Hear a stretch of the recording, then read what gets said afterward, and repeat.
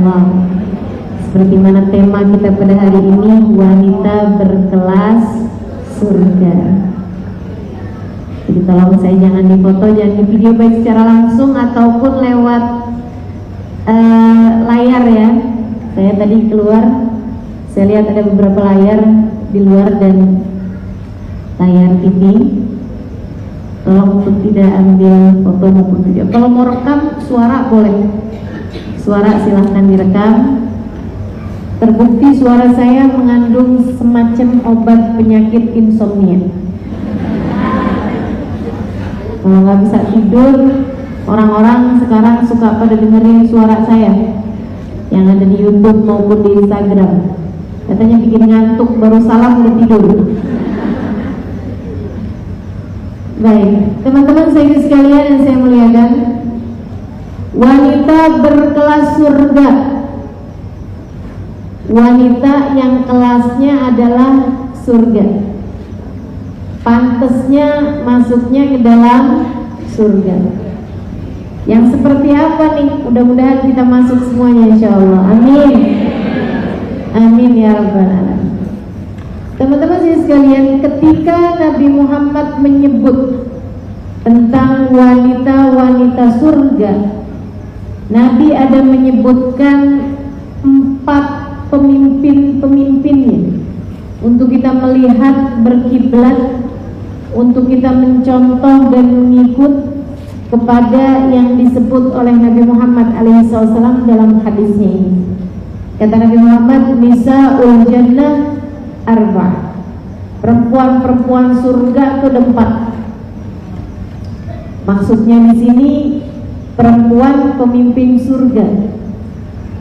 Untuk kita melihat kriteria-kriterianya, untuk kita bisa mencontoh gambaran-gambarannya bahwa saya ingin menjadi yang seperti itu, dan kita ikuti jalan hidupnya setapak demi setapak hingga kita kelak masuk ke dalam surga Allah Subhanahu wa taala insyaallah.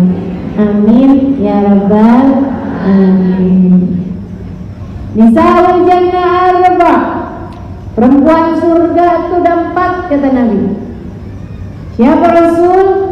Asiyah imra'atu Fir'aun, Asiyah istrinya Pak Fir'aun. Ya enak ya Pak ya, Om aja. Asiyah istrinya Om Fir'aun. Kemudian yang kedua Maryam Ummu Isa, Maryam ibunda Nabi Isa. Yang ketiga Khadijah bintu Khuwailid, Khadijah anaknya Pak Khuwailid, istrinya Nabi kita Muhammad sallallahu alaihi wasallam. Dan yang keempatnya Fatimah bintu Muhammad, Fatimah putrinya baginda kita Nabi besar Muhammad sallallahu alaihi wa ala alihi wa sahbihi wasallam. Perempuan ahli surga 4 orang ini, kata Nabi kita Muhammad alaihi wasallam. Dan tentu saja orang di surga itu banyak sekali teman-teman, sebagaimana orang di neraka juga banyak sekali.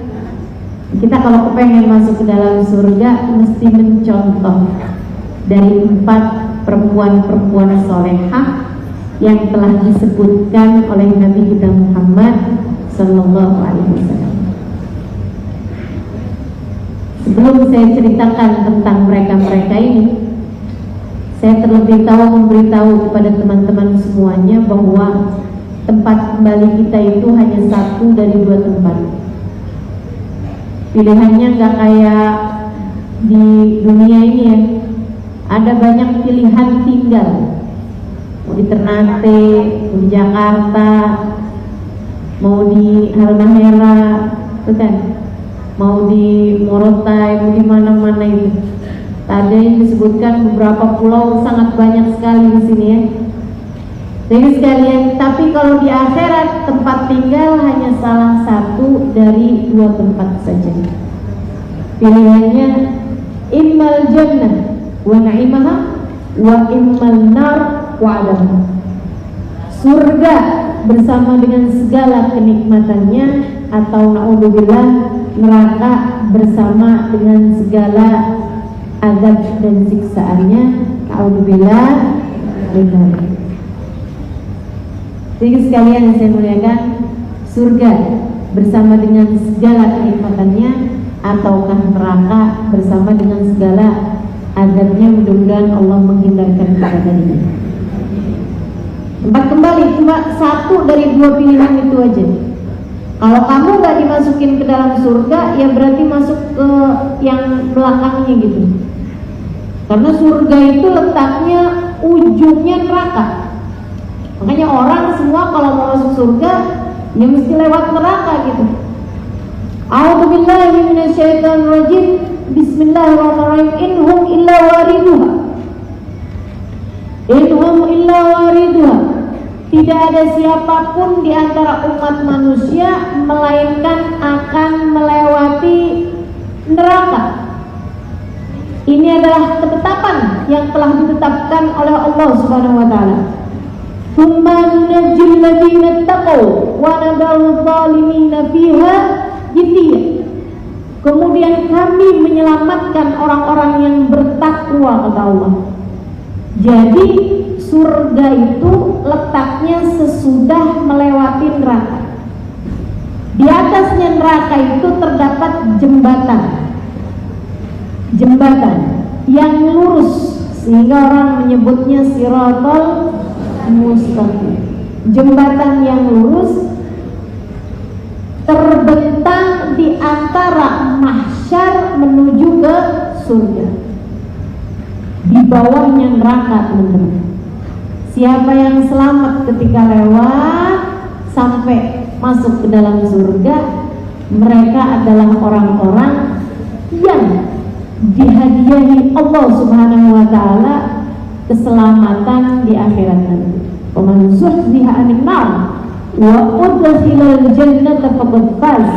Kata Allah Subhanahu wa taala, siapa yang dihindarkan dari api neraka kemudian dimasukkan ke dalam surga, faqad faz, maka mereka adalah orang yang telah beruntung, sukses, jaya.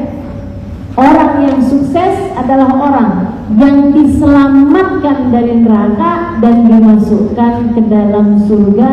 Allahumma ja'alna minhum insyaallah. Semoga kita termasuk di antara mereka insyaallah. Teman-teman seribu sekalian yang saya muliakan, sementara ada orang-orang, ada yang udah hampir selamat mau masuk ke dalam surga, tahu-tahu tergelincir kakinya. Ada yang di tengah-tengahan jalan tergelincir kakinya. Ada yang baru melangkah beberapa langkahan kemudian tergelincir kakinya. Mereka tidak selamat. Nah, yang tidak selamat itu ada yang bertahun-tahun, ada yang berbulan-bulan, ada yang berhari-hari di dalam neraka, kemudian diselamatkan Allah Subhanahu wa taala ke dalam surga. Ada juga orang-orang yang memang dari awal sudah Allah Subhanahu wa taala masukkan ke dalam surga, selamat, tidak masuk di dalam api neraka sama sekali, selamat langsung masuk ke dalam surga. Jadi sekalian yang saya muliakan, ini yang kita harapkan, masuk ke dalam surga tanpa harus transit neraka terlebih dahulu. Ini yang kita harapkan, masuk surga tanpa harus nyobain neraka terlebih dahulu. Karena teman-teman, yang namanya nyobain neraka tuh sehari aja itu inna yawman inda rabbika ka'alfi sanatin mimma ta'uddun. Kata Allah dalam Al-Quran, sesungguhnya satu hari di akhirat senilai atau sama dengan sepanjang 1000 tahun kalian di dunia. Transit neraka dulu deh. Berapa lama? Sehari. Aduh, gak tahan, gak sanggup. Karena seharinya sama dengan 1000 tahun di dunia ini. Kita kadang nih ya, hidup kayak kemarin tuh, yang tinggal di Jakarta 2 tahun nggak boleh keluar kemana-mana. Ada waktunya 3 bulan, sekolah libur, kerja libur, semuanya dikerjakan dari rumah. Bagaimana rasanya? Bosan. kata orang-orang, bosan. Terbayang seperti apa rasanya 1000 tahun di neraka pula. Ya Allah, jangan ya Allah, jangan masukkan kami di dalam neraka meski sebentar apapun. Selamatkan kami dan masukkan kami di dalam surga ya Allah. Amin ya Allah. Jadi sekalian, ada orang-orang hebat, mau laki-laki mau perempuan, yang ketika melewati jembatan Sirat cepat sekali. Ada yang cepatnya itu seperti orang berlari, lari kencang. Tapi ini cukup lama juga nyampainya, karena jembatan Sirat itu katanya kalau orang jalan itu baru nyampainya 500 tahun. Jadi kalau lari ya apa juga. Di atasnya orang lari itu ada seperti orang naik kuda yang sangat kencang. Selamat mereka. Ada juga orang yang lewat di atas jembatan kahububir rih, seperti angin ketika bertiup. Angin kalau bertiup itu cepat. Selamat. Masya Allah. Allahumma ja'alna minhum. Amin. Semoga kita termasuk di antara mereka ini. Ada yang kelas eksklusif, kelas nomor 1, profesional, orang-orang yang paling sukses di akhiratnya ini. Mereka adalah orang-orang yang ketika melewati jembatan Sirat terpakai sekejapan mata, barkil khatir, seperti kilat ketika menyambar. Kekuatan cahaya udah langsung sampai. Yang pertama kali di depan tuh yang seperti itu adalah baginda kita Nabi besar Muhammad. Lewat jembatan secepat kilat. Sehingga sekalian saya muliakan, diiringi dengan para sahabat, diiringi dengan para keluarga Nabi Muhammad, dari Sayyidah Fatimah, dari Sayyidah Khadijah, Sayyidah Aisyah, diiringi orang-orang mulia, para nabi-nabinya Allah Subhanahu wa ta'ala, para ulama-ulama dari kalangan umat Nabi Muhammad. Lewatnya secepat-cepat kilat. Sehingga sekalian saya muliakan, belakang-belakang mereka baru tuh yang tadi setelah saya sebutkan, yang seperti angin bertiup, yang seperti orang naik kuda gitu ya, yang seperti orang yang berlari. Sehingga sekalian yang saya muliakan, masuk dalam surga Allah Subhanahu wa ta'ala. Nabi menyebutkan tentang 4 orang yang kelak di surga akan menjadi pemimpin-pemimpin. Yang pertama kata Nabi Muhammad alaihissalam, Asia istrinya Fir'aun. Kalau dari Asia nih Bu nih, dengan dia istrinya Fir'aun aja kita udah langsung kebayang perempuan surga yang nomor 1 adalah istri-istri yang solehah, meski siapapun suaminya. Jadi kalau kamu pengen masuk surga, kelas-kelasnya Sayyidah Asia, belajarlah untuk menjadi istri yang solehah. Yuk, insyaallah.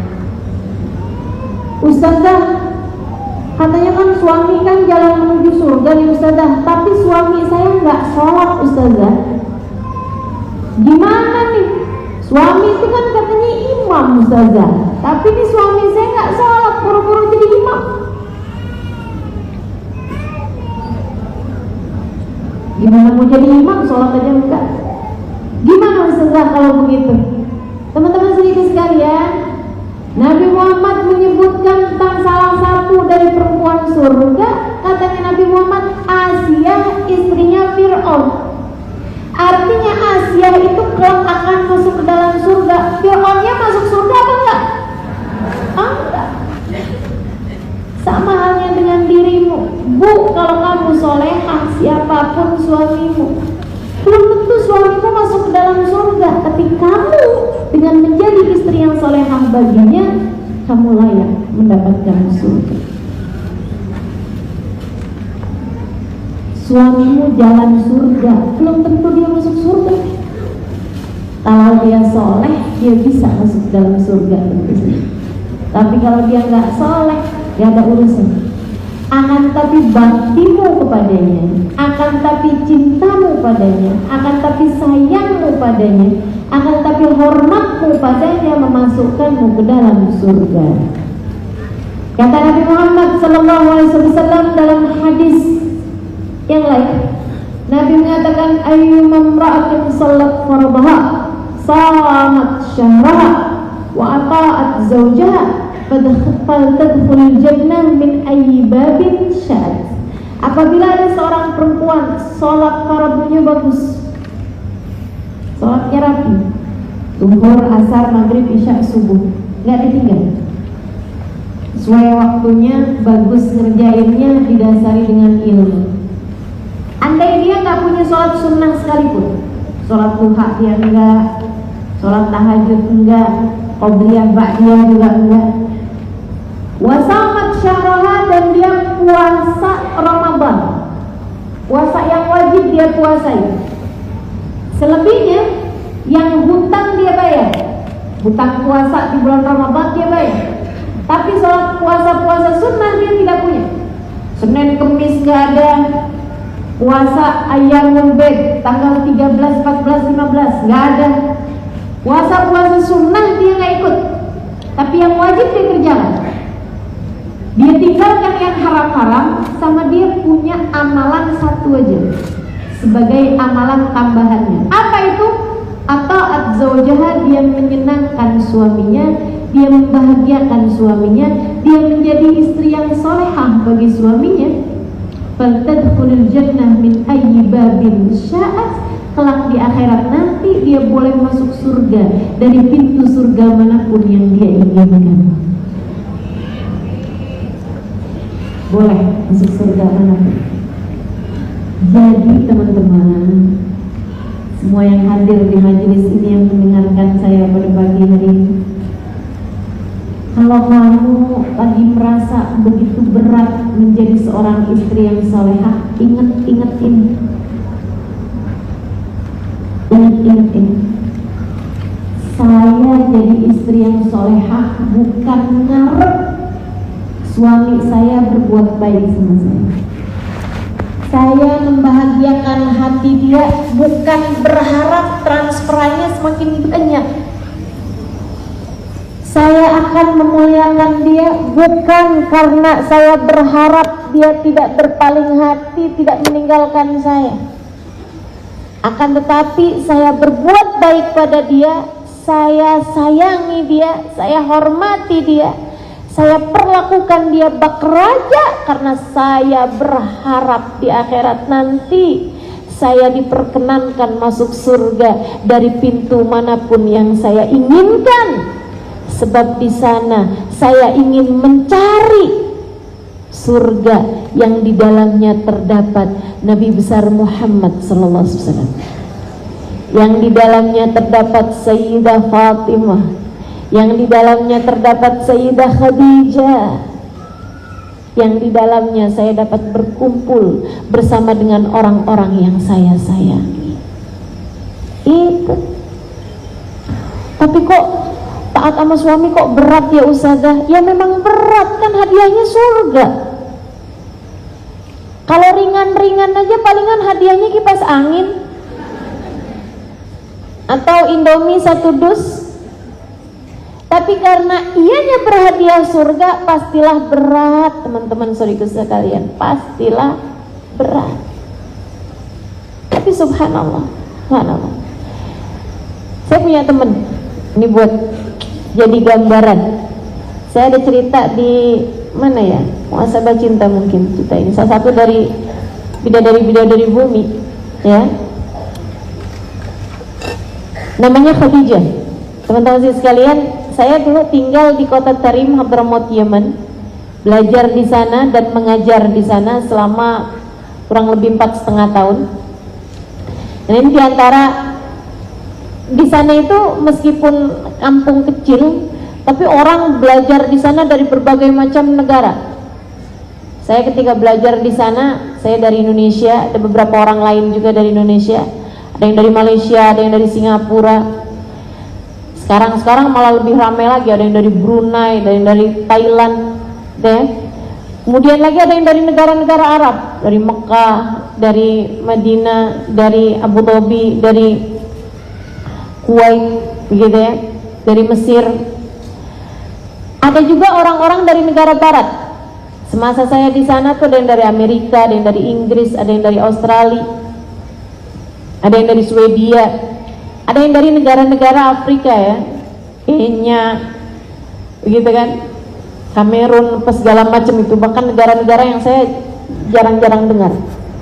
Nah, orang-orang Barat, orang-orang luar negeri itu ya, itu banyak diantara mereka itu yang kalau tinggal di sana itu dia tinggal bersama dengan suaminya. Jadi tuh ada orang-orang Arab, ada orang-orang Barat gitu kan. Saya lihat mereka tinggal bersama dengan suaminya. Nanti itu suaminya berangkat belajar ke Darul Mustafa, yang perempuan belajar bersama dengan kami di Darul Zahra. Saya banyak lihat teman-teman saya yang sudah bersuami gitu ya, suaminya baik-baik, tapi saya tidak pernah melihat suami lebih baik kepada istrinya daripada suami Khadijah kepada Khadijah. Salah satu teman saya ini, dia dari kota Baydha, teman-teman. Baydha itu kota di Yaman juga gitu. Itu suaminya baik banget sama dia, lembut baik sama dia. Kalau manggil tuh suaranya lembut gitu, dan memperlakukan istrinya tuh sampai begitu istrinya keluar tuh langsung tasnya diambil sama suaminya. Kemudian kayaknya sayang banget gitu. Dan sampai saya suka godain gitu, Khadijah, suami kamu nih kayaknya kurang digendong aja nih kamu nih sama dia. Kayak kalau boleh digendong nih digendong istrinya gitu, dari sayangnya gitu. Satu hari saya lagi ngobrol-ngobrol sama dia, saya bilang, Khadijah, suami kamu tuh kayaknya sayang banget sih sama kamu. Iya emang, sayang banget tuh sama saya. Alhamdulillah. Ini juga nilai lebih nih buat saya, karena ternyata nggak banyak istri-istri yang bisa bilang begitu tentang suaminya. Ini kalau di Indonesia nih, kalau saya bilang suami kamu kelihatannya baik, sayang banget sama kamu, suka jawabnya gini, depan ustadzah aja tuh. Kalau di rumah malah lagi ceritanya, ustazah doain banyak-banyak gitu. Jarang gitu ada yang bilang, iya ustazah suami saya baik, alhamdulillah, doa-doa ya ustazah. Jarang. Kebanyakannya gitu, depan ustazah lain ustazah. Insyaallah. Teman-teman sekalian, Khadijah kemudian bercerita, yang membuat saya terbengong-bengong dengernya, yang membuat saya melongo dengernya, saya nggak nyangka. Kata Khadijah, iya, Ustazah Halimah tuh suami saya baik. Dia panggil saya Ustazah karena saya sudah mengajar dari di sana ya. Dia bilang, alhamdulillah saya tidak memutuskan untuk berpisah dengannya dulu. Saya bilang, kalau dia baik kenapa kamu mau berpisah sama dia? Dia terus senyum-senyum cerita. Dia bilang, saya Ustazah kawin sama dia itu karena kami memang satu kampung. Awal-awal nikah alhamdulillah sebulan, 2 bulan, 3 bulan baik-baik aja. Baru kayak dapat setengah tahun lebih gitu dari pernikahan, dia rupanya mulai kehabisan uang. Usaha yang dia pegang mengalami kebangkrutan. Dia pun mulai, saya liatin kok ini kalau pulang malam-malam, saya nggak tahu apa-apa. Rupanya dia mulai berjudi karena pengen cepet uangnya bisa kembali gitu. Dan itu uang yang dia pakai judi, uang dari hasil pinjam sama orang. Ya, gimana modelnya tuh? Ini zaman sekarang nih, hati-hati nih teman-teman. Perjudian itu nggak harus orang keluar, di HP tuh udah banyak terjadi. perjudian online, orang habis ratusan juta dari hal itu. Dan kadang-kadang nih yang dipakai buat judi uangnya hasil pinjemnya online juga, dari pinjol ke jual judi online ya, dari pinjaman online ke perjudian online. Haram itu ya, haram. Dari pinjemnya udah haram, judinya apalagi. Jalannya setan tuh teman-teman, hati-hati. Mau laki-laki mau perempuan, jangan berani-berani deket-deket sama hal yang seperti itu. Menghancurkan dirimu, menghancurkan hidupmu, menghancurkan hartamu. Udahlah, sesedikit apapun cukup. Penghasilan kita ini ya, pendapatan kita ini sesedikit apapun cukup jika untuk membiayai hidup kita. Tapi sebanyak apapun gak akan cukup kalau untuk membiayai gaya hidup kita. Makanya kalau pengen hidupnya selamat gak usah kebanyakan gaya, kan begitu.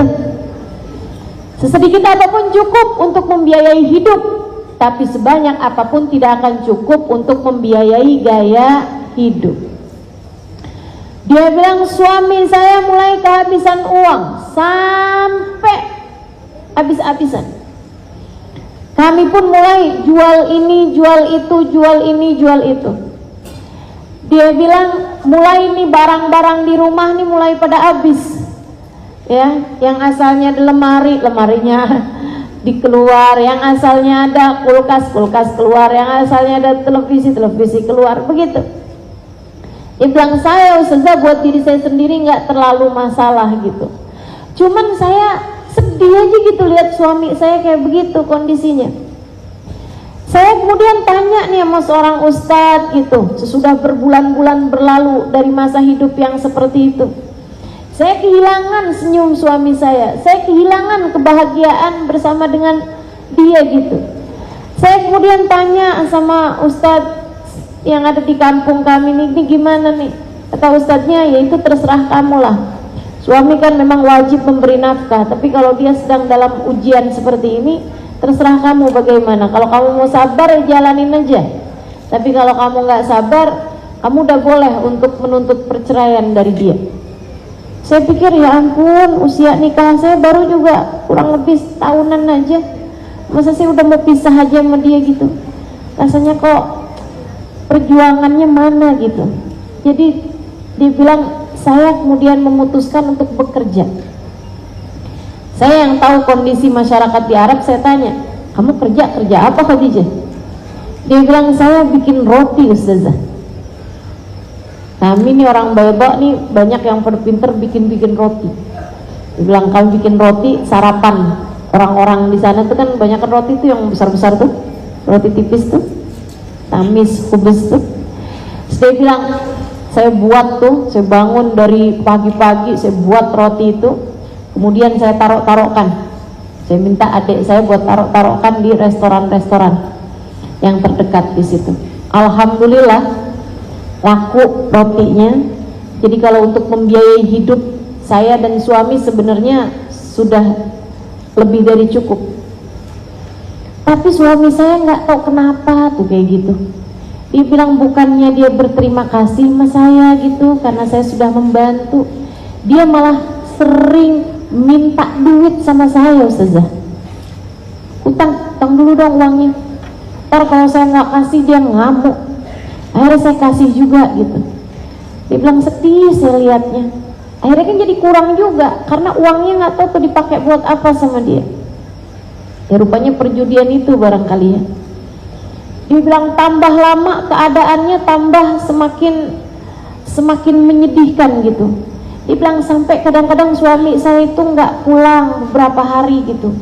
Kalaupun dia pulang itu sudah beberapa hari gitu kondisinya udah sedih. Saya tambah hari tambah kurus gitu dia. Tambah hari cahaya wajahnya tambah hilang gitu.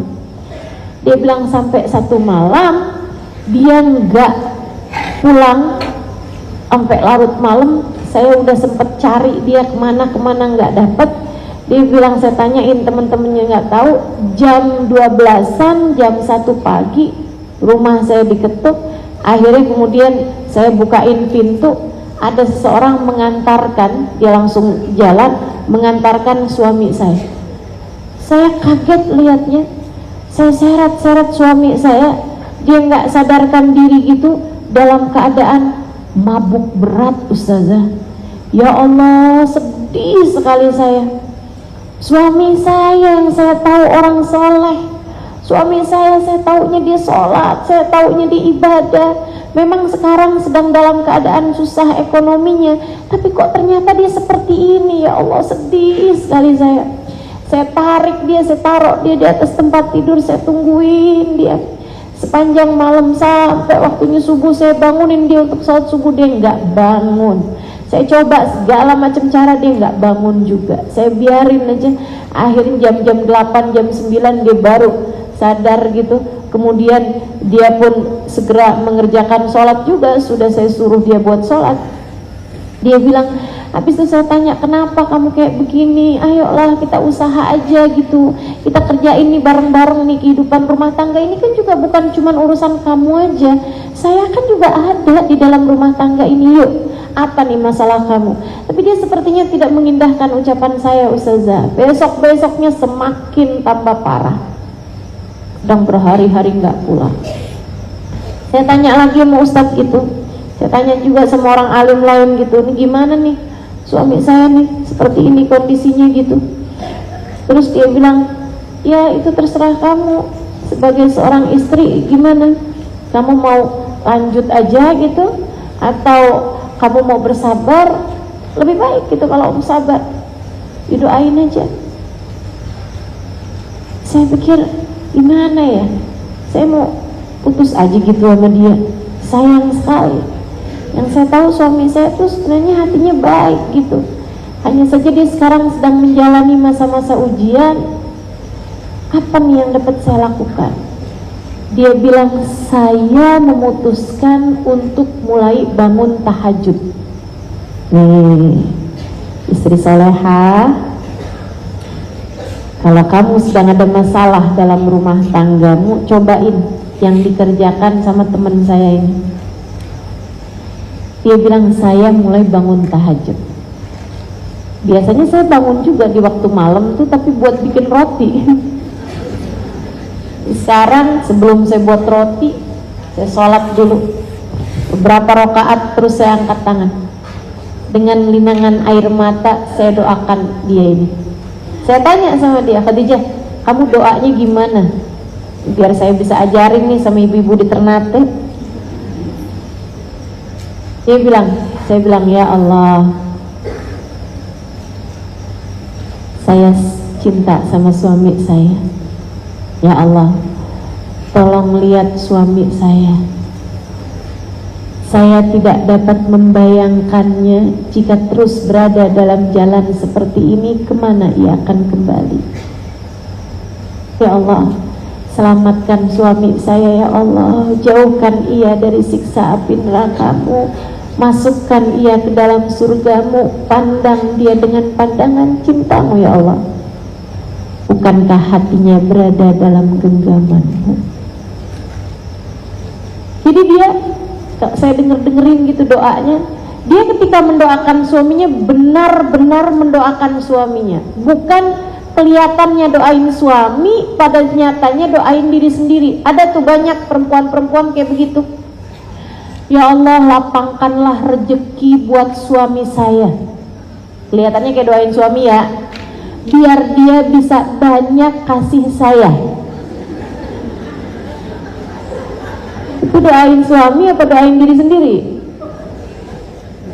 Ya Allah, jadikan suami saya suami yang baik, biar dia bisa selalu baik pada saya. Kalau doain anak juga begitu, ya Allah, jadikanlah anak-anak saya anak-anak yang soleh-soleha, biar mereka bisa berbakti kepada saya. Sebenarnya kamu lagi doain siapa sih? Sepertinya kamu hanya sedang mendoakan dirimu sendiri nih ya. Jadi dia ketika mendoakan suaminya, dia nggak bilang, ya Allah, suami saya kok kayak begitu sih ya Allah, kalau memang dia akan jadi orang baik kembalikan pada saya, tapi kalau enggak ya Allah putuskan saya darinya. Enggak gitu. Karena sebagian perempuan tuh ada yang suka kayak gitu. Ustazah boleh nggak ustazah, saya doa minta sama Allah biar suami saya itu bisa tukar tambah gitu ustazah. Tukar tambah, emang mobil apa gimana tukar tambah? Kamu pikir suami kamu motor apa gimana? Ditukar ditambah sama Allah SWT. Insyaallah. Jadi dia mendoakan suaminya, semoga Allah memandang dia dengan pandangan kasih sayang. Ya Allah, saya sayang sama suami saya, tolong sayangi suami saya ya Allah. Kembalikan ia ke jalanmu ya Allah. Ya Allah, selamatkan dia ya Allah. Bukankah hatinya dalam genggamanmu ya Allah? Pandang suami saya dengan pandangan cintamu ya Allah. Gitu kalau doain suami. Sepegel apapun hatimu, semarah apapun dirimu teman-teman, jangan kemudian, ya Allah lihat bagaimana dia telah menyakiti hati saya. Ini gurunya sinetron yang begini nih doanya nih. Balaslah dia ya Allah, sakiti hatinya.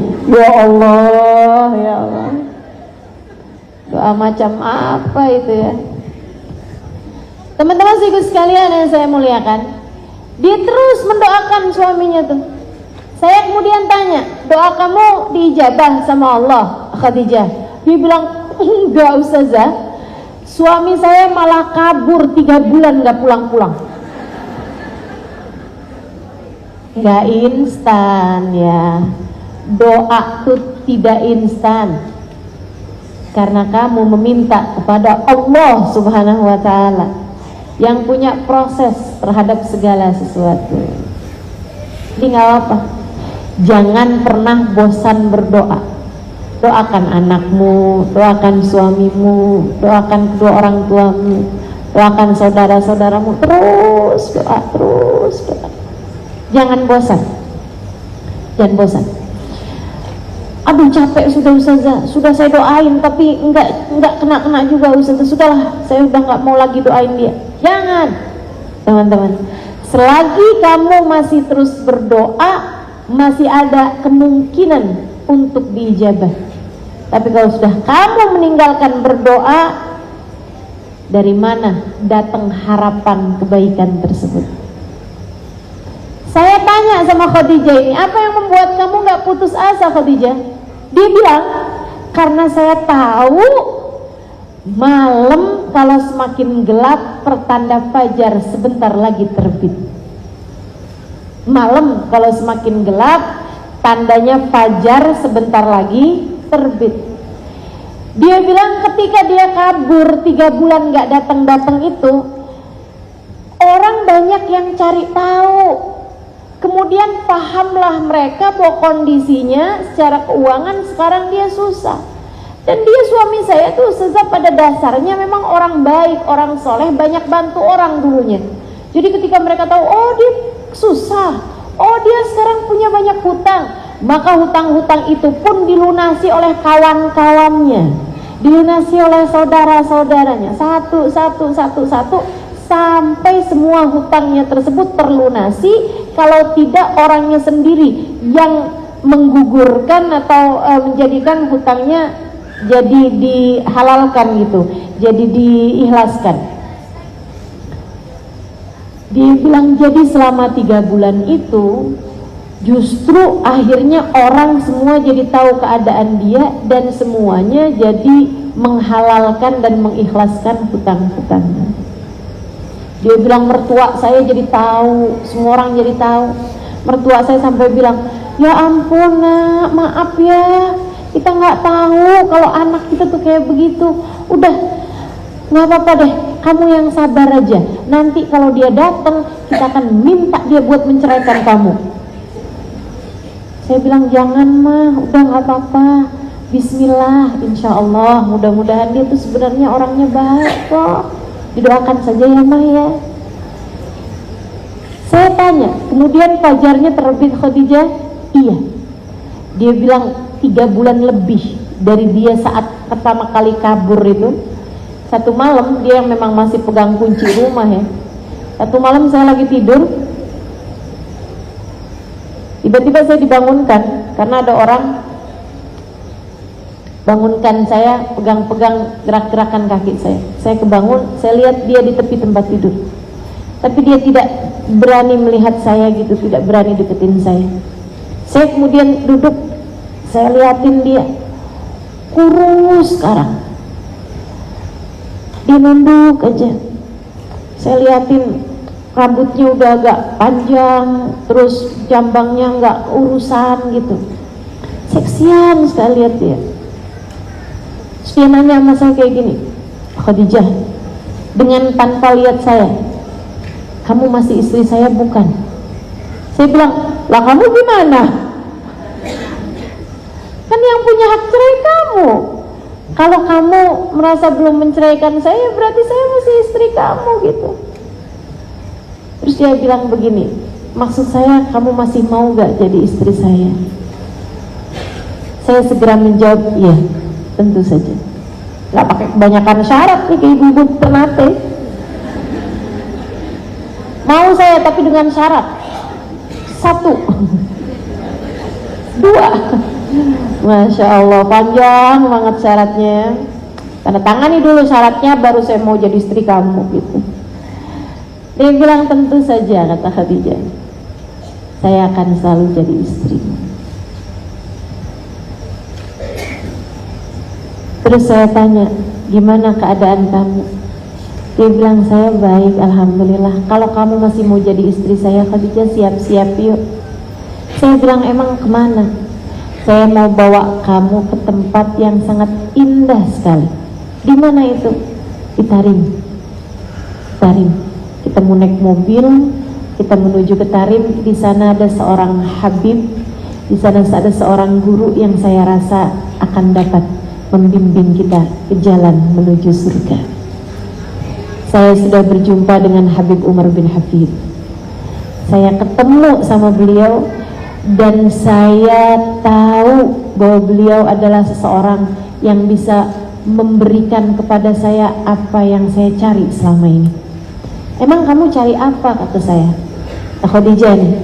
Dia bilang, saya nyari kedamaian di hati, Khadijah. Saya nyari ketenangan di hati.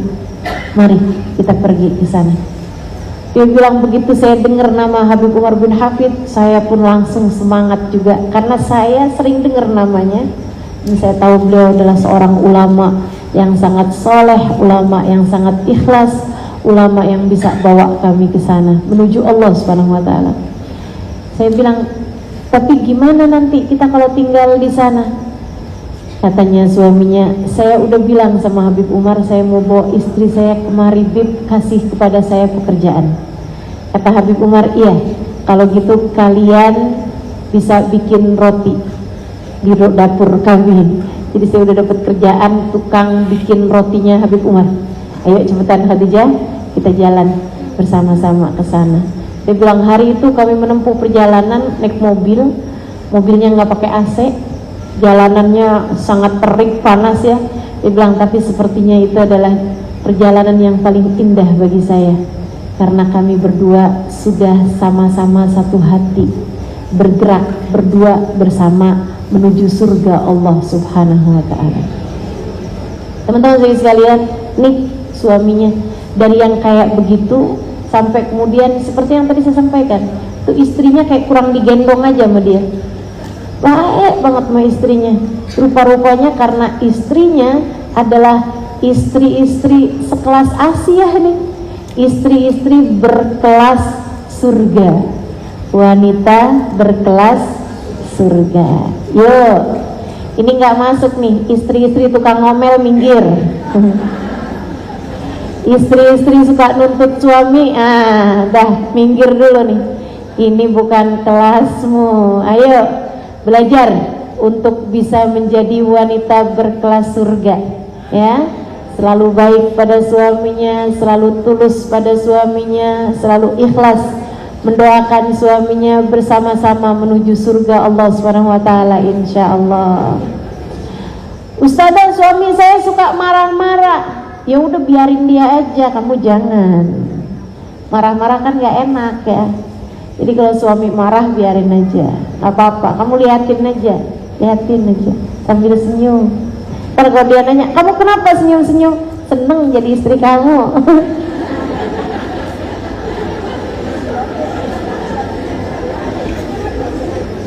Yang enak aja teman-teman, yang enak aja. Kalau suami lagi menyenangkan, kita bilang ya Allah jalan surga emang. Insya Allah surga emang sedemikian menyenangkannya. Kalau suami kita lagi nyebelin, tinggal bilang aja jalan surga emang berat. Jalan surga emang berat, Masya Allah. Dia yang enak aja pikirannya teman-teman, gak usah terlalu banyak mikirin macem-macem. Apalagi nih yang bikin kita suka kehilangan kebahagiaan, kalau kita membandingkan hidup kita sama hidupnya orang. Aduh bang, jadi istri kamu nih bang, gak ada seneng-senengnya. Yang lain-lain udah diajakin pergi ke luar negeri, healing ke Singapura. Yang lain-lain udah sering diajakin pergi umroh, pergi ini itu. Saya bang minta diajakin ke Indomaret aja berapa bulan. Sekarang udah ada Indomaret ya. Insya Allah. Teman-teman saudaraku sekalian yang saya muliakan, ayo yang enak aja mikirnya. Nih ya, kayak saya diajarin nih. Dia bilang saya satu hari, saya suka sebel sama suami saya, katanya ada seorang perempuan cerita. Saya suka sebel sama suami saya yang suka naruhin handuk basah di atas tempat tidur. Ayo siapa nih? Suka sebel lihatnya. Dia bilang saya sampai dari nyindir-nyindir sama dia, sampai terang-terangan dia nggak ada keinginan untuk berubah juga sepertinya.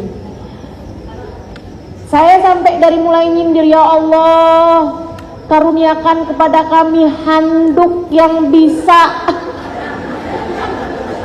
terbang sendiri menuju jemuran ya Allah. Enggak juga gitu.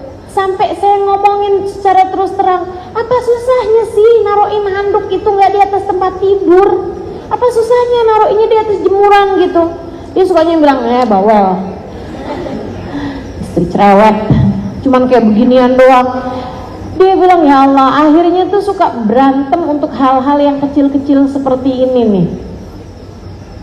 Dia bilang sampai satu hari saya ada dengar satu keterangan, ubahlah cara pandangmu. Kalau kamu ingin mengubah keadaan, ubahlah cara pandang. Nih para istri dengerin saya, ubah cara pandang. Ubah cara pandang. Nggak harus mengubah keadaannya, nggak usah, ubah cara pandangmu aja. Jadi saya pun berusaha untuk mengubah cara pandang saya. Setiap kali saya melihat ada handuk basah di atas tempat tidur, saya berpikir ini adalah permadani terbang yang dapat menghantarkan saya ke surga ketika saya meletakkannya di atas jemuran. Jadi setiap sekali saya lihat, bismillahirrahmanirrahim, senyum saya, menganggapnya sebagai salah satu permadani terbang saya menuju surga. Saya ambil, saya taruh. Besokannya lagi saya ambil, saya taruh. Saya senyum, alhamdulillah ada permadani terbang saya hari ini. Terus begitu. Dia bilang sampai saya nggak ngomong apa-apa. Satu hari saya mau ambil, nggak ada lagi. Besokannya nggak ada lagi. Ternyata suami saya yang sudah, karena ngelihat saya nggak pernah ngomel, nggak pernah apa gitu, dia kemudian kayak merasa ada yang hilang apa nih ya. Oh, ternyata omelan suaminya, omelan istrinya di pagi hari. Dia bilang, dia pun kemudian meletakkannya begitu aja. Ya, subhanallah. Kadang-kadang tuh seperti itu teman-teman sekalian. Udahlah, dalam rumah tangga tuh hal-hal yang berat-berat diringankan, anggap ringan. Hal-hal yang ringan-ringan anggap nggak ada gitu. Jangan suka memasalahkan masalah-masalah yang sebenarnya ringan kamu anggap berat, nanti susah hidupmu. Apalagi nih para istri nih, banyak yang suka mempermasalahkan hal-hal yang sebenarnya bukan masalah.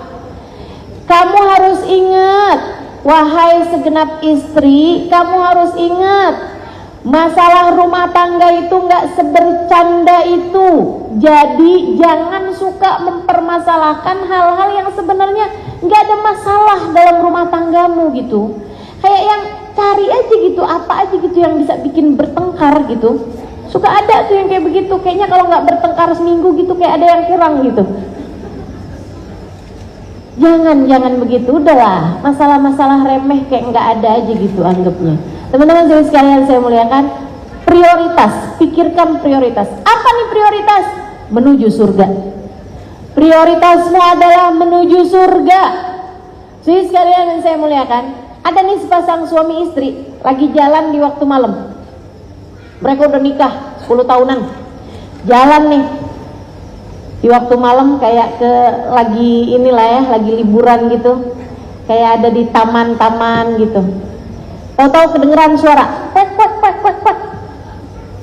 Istrinya bilang, "Oh, malam-malam ada ayam." Suaminya bilang, "Sayang, itu bukan ayam, itu bebek." "Ayam ah," kata istrinya. "Bukan, itu bebek." "Ih, ayam lagi." Bebek itu, kalau ayam tuh bunyinya kukuruyuk atau petok petok petok, itu baru ayam. Kalau yang tadi tuh itu namanya bebek. "Ih, ayam ah." "Bebek, ayam." "Bebek, ayam." "Bebek." Ini banyak nih para suami istri ini meributkan ayam sama bebek deh. Lain urusan pilihan partai bisa berantem suami istri. Betul? Lagi ada artis bercerai, yang satu bela istrinya, yang satu bela suaminya. Bisa-bisanya saudara bukan, tetangga bukan, kenal kagak, harta gono gini nggak ikutan dibagi. Beranteman suami istri untuk hal-hal yang sama sekali nggak penting. Nih ayam sama bebek nih yang diributin. Keadaan kemudian tenang lagi udah. Sama-sama kesel tapi udah nih, udah lagi diem-dieman, suaminya mulai kedengeran lagi suara kwek kwek kwek. Tuh kan bebek, ayam ih, bebek tahu, ayam, bebek, B-E-B-E-K, bebek. Istrinya ayam, A-Y-A-M, ayam, bebek itu tahu, ayam. Ih, kamu nih mau ditampar sama suaminya. Istrinya kayak matanya udah ngambang gitu, udah mau nangis. Suaminya begitu ngeliat gitu kan, istrinya kebayang-bayang, ya ampun udah ngelahirin 5 anak. Anak udah gede-gede, kenapa kita nggak mikirin masalah masa depan anak-anak kita, malah mikirin ayam sama bebek. Dia kemudian kebayang-bayang itu, akhirnya dia nggak jadi. Dia bilang sama istrinya, "Iya sayang, itu ayam."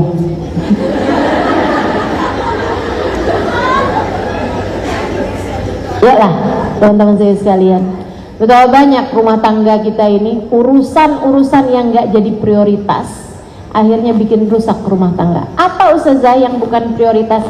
Semua yang tidak kamu bawa masuk ke dalam kubur, kalau kamu mati, itu bukan prioritas.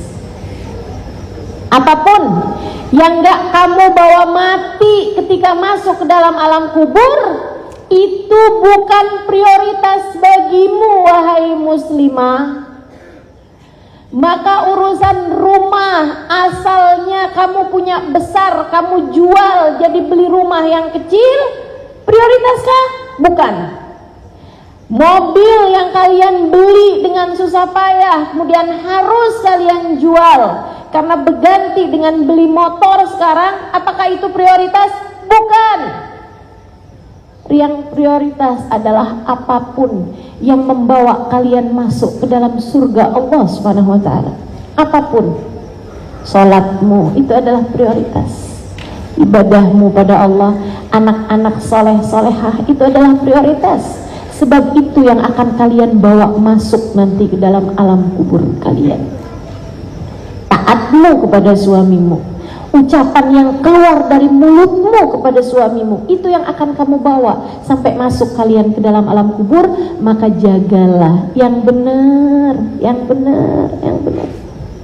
Jangan sampai seperti katanya Nabi Muhammad alaihi wasallam, ayyuma imra'atin qalat li zawjiha ma ra'aitu fika khairan qad tahwi biha fi nari jahannam sab'ina kharifa.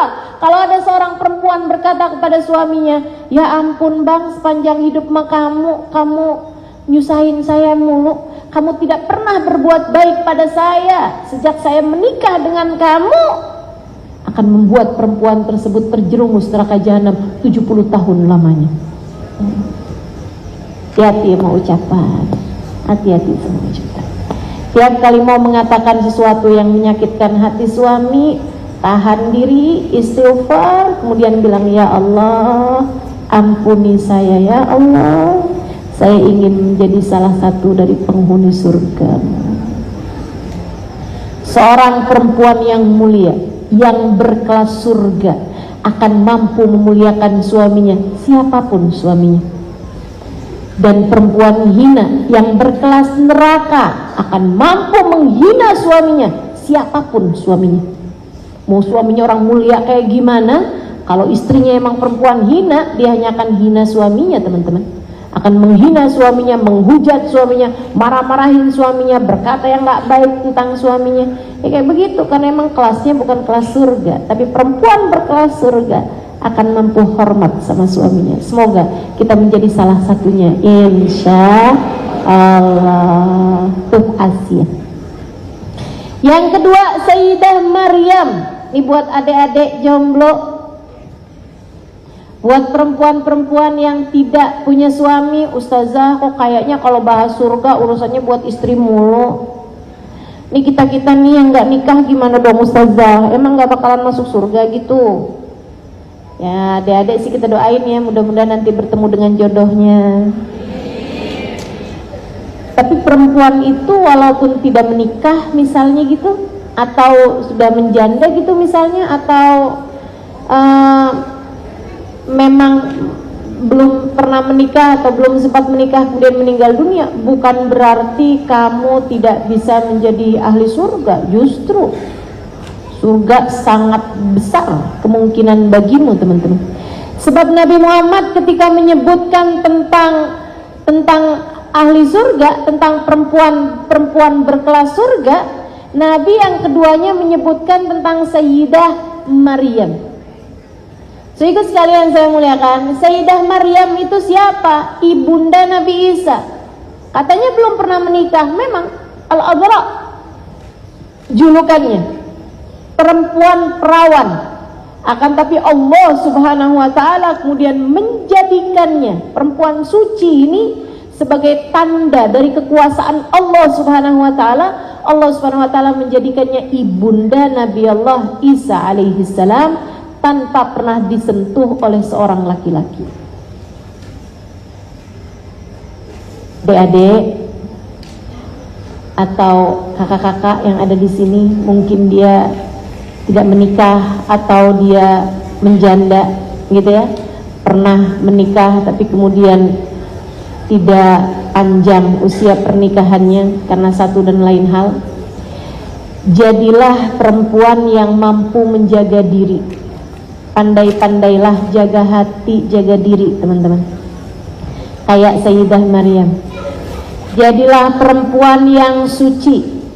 Lam yamsasha bashar, tidak pernah disentuh oleh laki-laki yang bukan mahram. Jadilah perempuan berkelas surga yang mampu menjaga dirinya, baik hubungannya antara dia dengan Allah Subhanahu wa taala jauh dari segala dosa-dosa. Jangan jadi perempuan genit, baru dilirik aja udah ikut,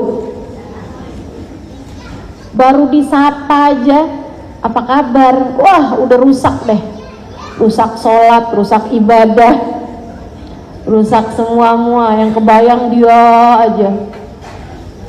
Ya Allah, ya Allah. Yuk belajar dari Sayyidah Maryam. Teman-teman saya sekalian, Sayyidah Maryam ini anaknya Hanna. Ibunya namanya Hanna. Ayahnya namanya Imran. Dan kepada Hanna inilah Allah Subhanahu wa taala menuliskan atau menurunkan, menceritakan, ya, memberi nama satu surat dengan namanya Al Imran, istrinya Pak Imran. Siapa namanya? Hanna, ibunda Sayyidah Maryam. Ini buat ibu-ibu nih. Kalau kamu pengen punya anak solehah, kalau kamu ingin punya anak yang soleh, maka kamu juga harus menjadi seorang ibu yang solehah. Ketika Hubabah Zahra, ibunda Habib Umar bin Hafid, guru saya, ketika ditanya Hubabah gimana caranya biar kita nih punya anak nih soleh-solehah kayak Hubabah gitu, anak-anak Hubabah soleh-solehah semuanya, gimana caranya nih kami nih biar punya anak juga yang kayak anaknya Hubabah gitu, Habib Umar, Habib Ali Masyhur, dan semua saudara-saudaranya yang lain-lain soleh-solehah semua teman-teman. Katanya Hubabah Zahra sambil senyum, beliau bilang, gampang kok, kalian aja ibunya yang solehah gitu. Kalau kamu pengen punya anak-anak yang soleh-solehah, maka kamu sebagai ibunya jadilah seorang perempuan yang solehah. Gimana tuh solehahnya ibunda Sayyidah Maryam? Teman-teman sekalian, dari mulai hamil. Jadi Sayyidah Hanna itu lama nikah nggak punya anak. Satu waktu beliau hamil. Ketika hamil, Allah ceritakan dalam Al-Quran, idqalatum ra'atu Imran, Rabbi inni nadartu laka ma fi batni muharraran fataqabbal minni innaka antas sami'ud du'a. Tatkala istrinya Imran, yaitu Sayyidah Hanna, berkata, ya Allah, aku jadikan apa yang ada dalam kandunganku ini persembahanku untukmu, ya Allah, terimalah. Dia nadar, dia mewakafkan anaknya untuk Allah Subhanahu wa taala, untuk khidmah kepada agama Allah Subhanahu wa taala. Ini mungkin diantara yang hadir ada yang sedang hamil, cobalah lakukan apa yang dikerjakan sama Sayyidah Hanna. Niatkan apa yang ada dalam kandunganmu itu sebagai persembahanmu kepada Allah. Ya Allah, anak saya hadiah untukmu ya Allah. Anak saya persembahkan untukmu ya Allah, untuk bisa khidmah kepada agama ini ya Allah. Anak saya jadikan dia seorang ulama ya Allah, untuk khidmah kepada agamamu ya Allah. Begitu teman-teman. Ini keren banget ini ya. Padahal itu sudah 2000 tahun yang silam lebih teman-teman. Ini kecerdasan berpikir seorang perempuan nih. Masya Allah, dia menjadikan apa yang ada dalam kandungannya persembahan buat Allah Subhanahu wa taala. Ustazah, saya udah nggak hamil lagi nih, tapi anak-anak saya udah keluar nih, masih kecil-kecil. Bisa begitu Ustazah? Bisa. Teman-teman saya sekalian, tiap kali kamu berdoa melihat anak-anak kamu, ya Allah, saya jadikan anak-anak saya ini persembahan saya untukmu ya Allah. Jadikan ia ya Allah sebagai sebaik-baik hambamu ya Allah. Jadikan ia dapat berkhidmah kepada agamamu ya Allah. Aku hanya akan membesarkannya, mendidiknya dengan sekemampuanku. Akan tapi semuanya aku serahkan kepadamu, karena ia milikmu dan aku mempersembahkannya untukmu ya Allah. Hadiah untukmu ya Allah. Gitu teman-teman. Gitu. Sedikit sekalian saya muliakan, kalau anaknya udah besar-besar Ustazah, ya udah telat. Ya, udah terlambat. Mudah-mudahan cucu-cucu nanti ada yang bisa menjadi orang-orang yang berkhidmah dalam agama ini insyaallah. Amin. Ya Rabbal Alamin. Teman-teman sekalian saya muliakan, ada guru saya Kiai Haji Maimun Zubair, salah satu dari guru saya di Indonesia ya, di Pulau Jawa, Jawa Tengah tepatnya di Rembang. Beliau wafat beberapa tahun yang silam, salah satu ulama besar di Indonesia. Saya pernah berguru pada beliau Kiai Haji Maimun Zubair 3 tahun lamanya. Salah satu dari ucapannya yang saya ingat, katanya beliau begini nih, kamu yang cinta sama ulama, yang cinta sama ilmu, kalau punya rumah buat majelis ilmu gitu, atau kamu ikut-ikut gitu, ikut serta menghormati para ulama gitu ya. Kalau kamu cinta sama ulama, hormat sama para ulama, insya Allah kalau nggak anak, kalau nggak cucu, nanti ada yang jadi ulama. Sekurangnya kalau mereka nggak jadi ulama, sekurangnya anakmu, cucumu akan jadi orang-orang yang soleh, baik dalam beragama gitu ya. Caranya cintai para ulama, yang dekat sama para ulama, yang sayang sama para ulama, ikut serta ambil bagian dalam jalan dakwah.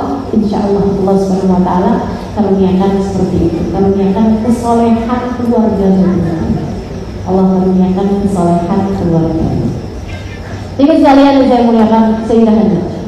Falamma wada'atha qalat rabbi inni wada'tuha unta wa laysa dzakaru kal unta wa inni sammaytuha Maryam wa inni u'iduha bika wa dzurriyyataha minasyaitonir rajim. Sayyidah Hana sampai melahirkan anaknya, sepanjang hamil dijagain kandungannya, nggak akan pernah berani masuk barang-barang yang haram ke dalam perutnya, baik itu dibelinya dari uang yang haram atau memang jenisnya ada yang haram-haram, nggak akan pernah dimasukin.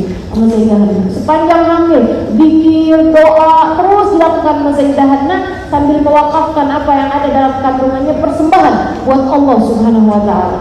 Lahir anak perempuan. Kalau mau mengatakan Rabbi ini untuk tua unta, wah ternyata anaknya perempuan. Walau sedekar kal unta, anak laki tidak sama dengan anak perempuan. Kalau anak laki saya persembahkan buat Allah, ia bisa menjaga masjid Al-Aqsa, karena memang tinggalnya di Masjid Al-Aqsa. Tapi ini perempuan, bagaimana cara khidmah kepada agama ini? Tapi sudah dinazarkan kepada Allah. Ini sampai itu namanya. Aku menamakannya Maryam. Wa inni u'iduha bika wa dzurriyyataha minasyaitonir rajim. Aku lindungkan anak ini dan keturunannya dari kejahatan setan yang terkutuk.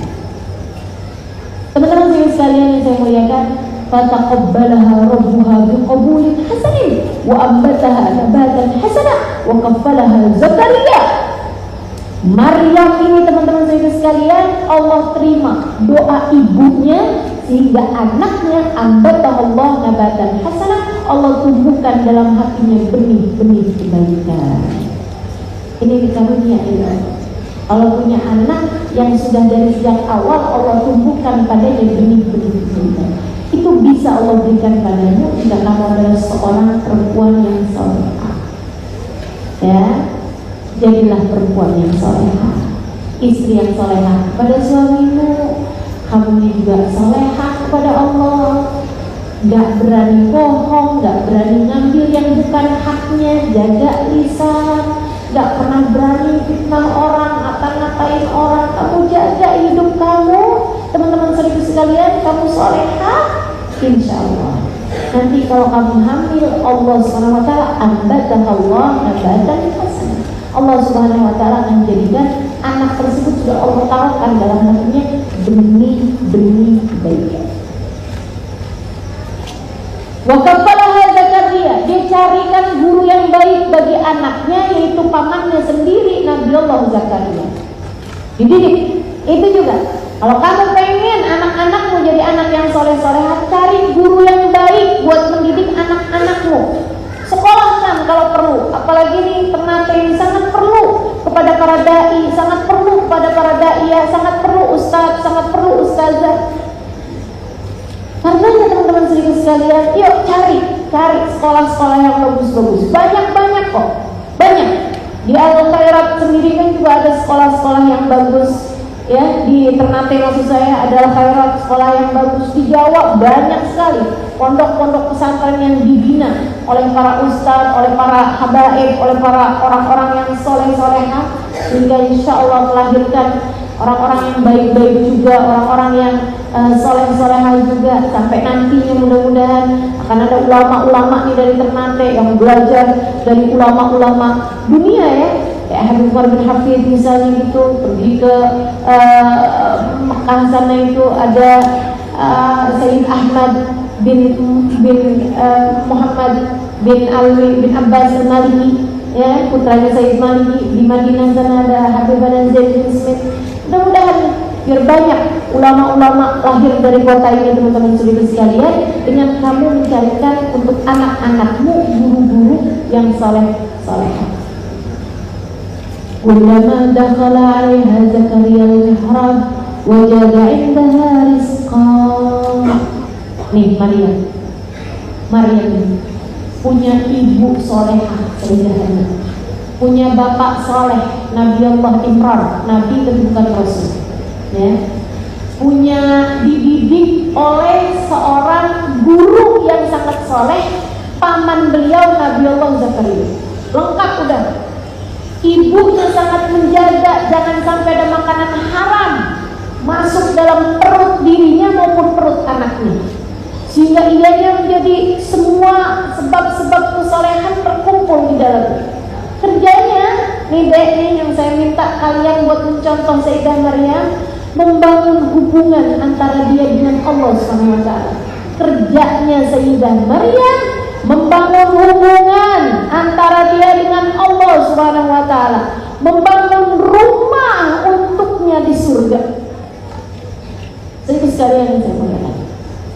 Sehingga dirimu belum ada yang melamar nih, nggak usah kemudian gimana ya acara ngajarnya ya, nggak usah. Daripada kamu sibuk-sibuk membangun rumah tangga dengan cara yang haram, apalagi pacaran aja deh. Nanti nih kalau dia nggak melamar-lamar, ya udah deh saya deketin sampai dia zina sama saya, sampai saya hamil kan nggak mau dia tanggung jawab sama saya. Astagfirullah. Inna lillahi wa inna ilaihi. Sebegitu tidak berharganya dirimu. Jangan sampai terpikir hal-hal yang seperti itu. Daripada kamu sibuk membangun rumah tangga sampai dengan cara haram pacaran kamu jalani, jauh lebih baik masa-masamu sekarang ini kamu pakai untuk membangun rumahmu di surga seperti yang dilakukan Sayyidah Maryam. Sayyidah Maryam dari sejak usia 7 tahun, 8 tahun, 9 tahun, hasil didikan orang tuanya, hasil didikan gurunya Nabi Allah Zakaria membuatnya sibuk berzikir kepada Allah Subhanahu wa taala, sibuk bermunajat kepada Allah Subhanahu wa taala, sibuk membangun hubungan antara dia dengan Allah Subhanahu wa taala. Adik-adik, daripada kamu sibuk nyari cowok sana, nyari laki di sana, jauh lebih baik kamu sibuk membaca firman-firman Allah Subhanahu wa taala. Jauh lebih baik kamu sibuk bersolawat kepada bagindamu Nabi besar Muhammad sallallahu alaihi wasallam. Jauh lebih baik kamu sibuk mempelajari agama Allah Subhanahu wa taala. Jauh lebih baik kamu sibuk bermunajat di waktu malam kepada Allah Subhanahu wa taala.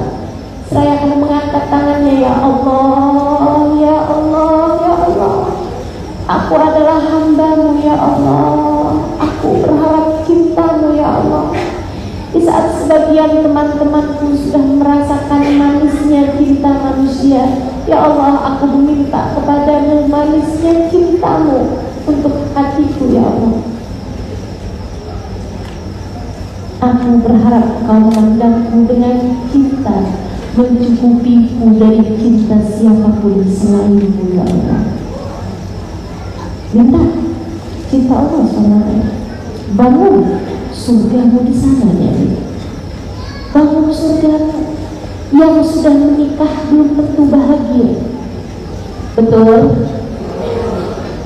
Yang sudah menikah banyak yang gak berbahagia. Sekarang kamu belum menikah, bangun hubunganmu dengan Allah Subhanahu wa taala seindah-indahnya, hingga kamu merasakan cinta yang manis, hingga kamu merasakan hubungan yang indah antaramu dengan Sang Pencipta, antaramu dengan Allah Subhanahu wa taala, dan itu adalah jaminan bahagia. Hamba yang cinta di sisi Allah tidak akan pernah tidak bahagia. Hamba yang tercinta di sisi Allah tidak ada yang tidak bahagia. Sebab Allah telah berkata tentang mereka, ala inna awliya Allah la khawfun alaihim wa la hum yahzanun. Ketahuilah sesungguhnya para kasih-kasih Allah, mereka tidak pernah bersedih hati dan tidak pernah ketakutan. La khawf, mereka enggak punya rasa takut, enggak punya khawatir. Wa la hum yahzanun, mereka tidak pernah bersedih hati. Bangun hubungan antaramu dengan Allah SWT. Seperti Sayyidah Maryam, hari-harinya antara dia dengan Allah, hari-harinya di atas sajadahnya bermunajat kepada Allah, hari-harinya berlinangan air mata memohon, meratapi, mengemis cinta Allah SWT dalam hidupnya. dan Allah membahagiakannya, dan Allah mengaruniakan berbagai macam hal yang bahkan tidak dikaruniakan oleh Allah Subhanahu wa taala kepada hambanya yang lain. Kullama dakhala 'alaiha Zakaria al-mihrab wajada 'indaha rizqa qala ya Maryam anna laki hadha qalat huwa min 'indillah innallaha yarzuqu man yasha'u bighairi hisab. Gurunya bingung, Nabi Allah Zakaria bingung. Ditempatkannya Sayyidah Maryam selama ini di tempat yang tidak ada yang bisa sampai, nggak ada yang punya kuncinya selain dirinya dan kedua orang tuanya. Tapi heran Nabi Zakaria, kullama dakhala 'alaiha Zakaria al-mihrab wajada 'indaha rizqa. Berulang kali Nabi Zakaria heran masuk ke dalam tempat ibadahnya Sayyidah Maryam, mau ngajarin nih Maryam nih, mau diajarin. Oh sekarang pelajarannya udah sampai di ayat yang mana Maryam? Pelajarannya sekarang sudah sampai di zikir yang mana Maryam? Ternyata begitu masuk didapati di sana ada buah-buahan. Oh siapa yang kasih? Mau nanya, oh, mungkin ibunya. Mau nanya lagi, mungkin ayahnya. Datang lagi, ada buah yang lain lagi. Siapa yang kasih? Terus begitu, berulang-ulang kali. Tiap kali Nabi Zakaria masuk, mendapati ada buah di sana. Kali ini heran Nabi Zakaria karena buahnya bahkan tidak pada musimnya. Nah, dan ini buah ini sedang tidak musim di negeri ini. Tapi kok ada di sini di tempat ibadahnya Sayyidah Maryam? Dia pun tanya, "Anna laki hadza?" Maryam, nak, dari mana ini buah wahai Maryam? Adakah ibu membelimu nak? Tapi ini kan buah-buah pada musimnya. Sayyidah Maryam sambil tersenyum berkata, "Huwa min indillah." Bukankah semuanya dari Allah wahai paman? Dia dari Allah. Tentu nak, semua rezeki dari Allah datangnya. Tapi dari mana kamu mendapatkan ini? Saya memintanya paman. Kepada siapa nak? Kepada yang punya. Maksud kamu? Saya tadi habis selesai zikir, saya pikir, wah makan melon seger nih. Terus saya bilang, ya Allah, Maryam mau melon. Terus Allah kemudian memberikannya kepada wahai paman, buah-buahan dari surga. Allah hadirkan kepada Sayyidah Maryam karena tahu hati Sayyidah Maryam tak pernah berpaling dari Allah Subhanahu wa ta'ala. Dek, Kak, Bu, andai Allah lihat hatimu tidak berpaling dari Allah, Allah tentu akan memberikan apapun yang kamu mau. Jika bahkan Allah menghadirkan buah-buahan surga kepada Sayyidah Maryam, bukankah lebih mudah bagi Allah SWT untuk memberikan apa yang kamu mau di atas muka bumi ini? Serius sekalian, bukankah kamu gak minta sampai buah-buahan surga sama Allah? Kamu kan cuma minta sehat, kamu cuma minta apa? Rezeki. Kamu cuma minta apa? Gampang, Allah kasih, mudah. Ibu-ibu sekalian yang saya muliakan, kamu minta apa? Minta hati suamimu tidak berpaling dari mencintaimu, mudah. Bagi Allah Subhanahu wa ta'ala semuanya mudah, teman-teman seribu sekalian. Akan tetapi kenapa Sayyidah Maryam diberi dan kamu tidak? Karena Allah melihat hati Sayyidah Maryam tidak pernah berpaling dari Allah Subhanahu wa ta'ala. Sementara Allah banyak melihat hatimu, hatiku banyak berpaling dari selain Allah Subhanahu wa ta'ala. Kita sibuk mencari dunia, kita sibuk mencintai dunia, kita sibuk mencintai orang. Kita banyak berpaling hati dari Allah Subhanahu wa ta'ala. Karenanya Allah Subhanahu wa ta'ala tidak memberi apa yang kita mau, karena kita selama ini tidak memberi apa yang Allah mau. Kita tidak melakukan apa yang Allah mau. Allah mau darimu hati kita tentu. Andai yang kau persembahkan hanya kepada Allah Subhanahu wa ta'ala. Andai selama ini hatimu tidak berharap kecuali kepada Allah. Andai selama ini hatimu tidak takut ditinggalkan kecuali ditinggalkan oleh Allah. Andai selama ini prioritasmu dalam kehidupan adalah ridha Allah Subhanahu wa ta'ala, maka Allah pasti akan memberi kepadamu apapun yang kamu inginkan, teman-teman sekalian. dari kebahagiaan hidup dunia sebelum kelak kamu akan dibahagiakan Allah di akhirat nanti. Yaudah, jauh dari dosa. Ayo Bu, jauh dari dosa. Ayo Kak, jangan terus-terusan ngerjain dosa. Matamu jangan kamu pakai buat nonton yang gak bener. Lisanmu jangan kamu pakai terus-terusan buat bergunjing, buat membicarakan aib orang, buat marah, buat gak jelas itu ya. Mari sibuk aja sama Allah Subhanahu wa ta'ala. Kalau kamu sibuk dengan Allah Subhanahu wa ta'ala, insya Allah. Tapi Ustazah, dosa saya banyak. Sama. Tapi Ustazah, aib saya selama hidup ini banyak. Bisa nggak sih Ustazah yang kayak saya ini menghadap kepada Allah, kemudian Allah mencintai saya? Saya nggak kayak Sayyidah Maryam Ustazah, ibunya solehah, bapaknya soleh, gurunya soleh, dia kemudian menjadi seperti Sayyidah Maryam. Saya ini hanyalah kayak gini Ustazah, jatuh bangun dalam dosa-dosa, pernah mengalami masa-masa jahiliyah dalam hidup saya.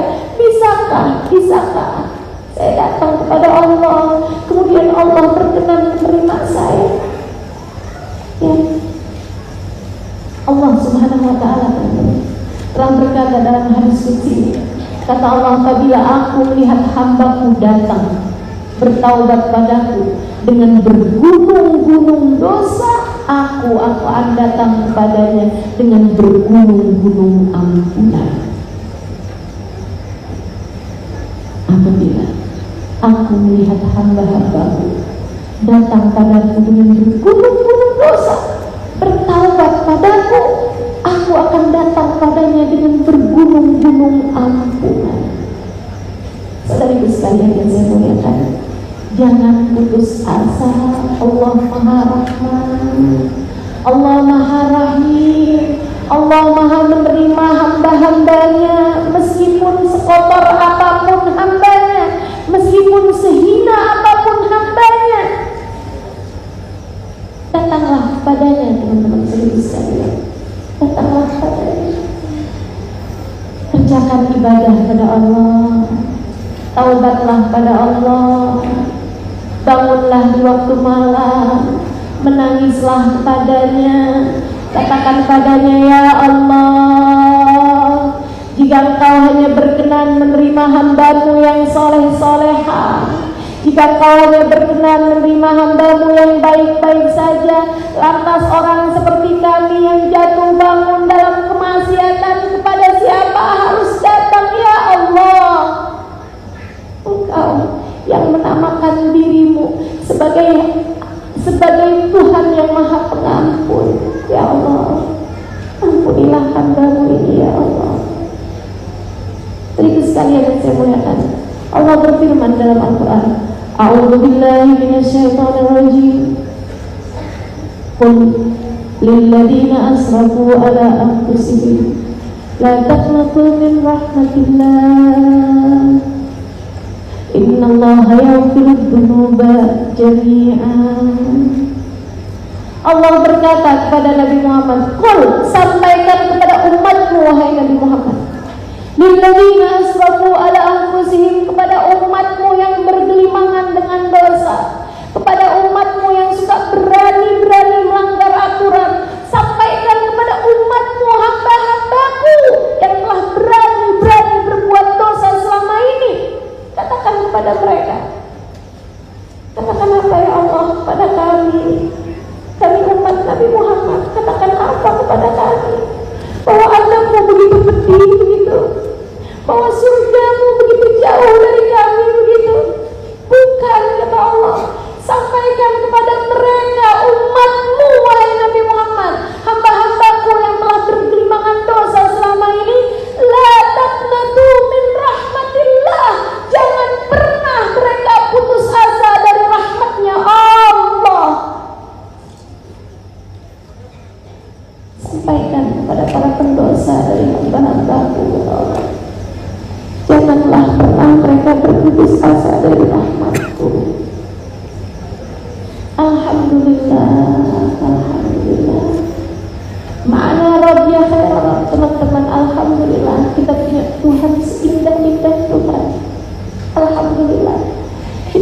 Allah begitu baik pada kita.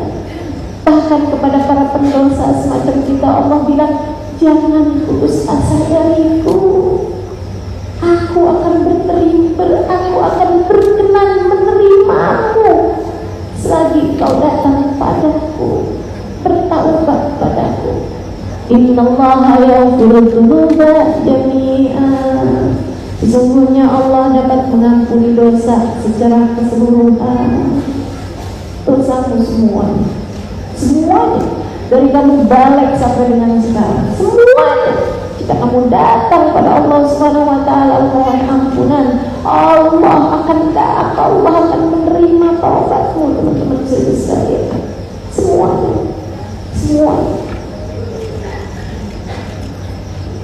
Mari menjadi wanita berkelas surga, wanita yang hatinya dipersembahkan untuk Allah Subhanahu wa taala semata, seperti Sayyidah Maryam yang telah mempersembahkan hatinya sepenuhnya hanya kepada Allah Subhanahu wa taala. Sementara dari Sayyidah Khadijah dan Sayyidah Fatimah kita belajar cinta kepada Nabi Muhammad. Bagaimana Sayyidah Khadijah mencintai Nabi Muhammad suaminya dan utusan Allah Subhanahu wa taala. Bagaimana Sayyidah Fatimah hatinya yang persembahkan seutuhnya untuk Nabi Muhammad sallallahu alaihi wasallam. Maka teman-teman sekalian, yuk belajar untuk menjadi wanita berkelas surga dengan menjadi istri yang salehah jika kamu adalah seorang istri, dengan menjadi wanita yang mampu menjaga harga diri jauh dari dosa-dosa jika kamu belum memiliki suami. Dan untuk kita semuanya, dengan mempersembahkan hati kita seutuhnya, siapapun dirimu, persembahkan hatimu seutuhnya untuk Allah dan Rasulnya, sehingga kamu menjadi wanita-wanita berkelas surga. Dunia masih gini-gini aja teman-teman. Udahlah sebentar, sedikit pula dunia gini-gini aja. Udahlah, gak usah terlalu lampau banyak-banyak memikirkan dunia. Dan kepanjangan waktunya kamu memikirkan dunia belakang. Waktumu untuk memikirkan tempat kembalimu. Waktumu untuk membangun rumah sejatimu. Waktumu untuk mulai mempersiapkan alamat rumahmu, sehingga kelak ketika datang ajal menjemputmu tidak banyak penyesalanmu. Kalau sepanjang sisa hidupmu yang tersisa ini kamu hanya memikirkan dunia, kapan kiranya kamu mulai memikirkan akhiratmu? Jika sepanjang hidup dunia di sisa umurmu ini kamu terus-terusan memikirkan dunia, ketika datang ajal menjemput kamu hanya akan meninggalkan semuanya, teman-teman. Kamu hanya akan meninggalkan semuanya. Lantas apa yang akan kamu bawa untuk menuju kepada kepulanganmu nanti? Saatmu mempersiapkan rumahmu yang sesungguhnya. Bukankah kamu ingin tempat kembalimu adalah surga? Persiapkan dari sejak sekarang. Apa yang harus saya persiapkan? Hatimu persembahkanlah untuk Allah dan Rasulnya. Hatimu persembahkanlah untuk Allah dan Rasulnya. Pikirkan Allah, pikirkan Nabi Muhammad, pikirkan agama Islam.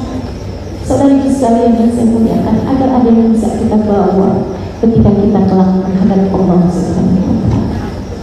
Jika sepanjang hidupmu ada banyak air mata cinta, air mata haru, air mata syukur yang kamu tumpahkan kehadiran Allah Subhanahu wa taala, bukankah sangat mungkin ketika datang ajal menjemputmu kamu mendengar panggilan darinya, ya ayyatuhan nafsul mutmainnah irji'i ila rabbiki radiyatan mardiyah adkhuli fi ibadi wadkhuli jannati.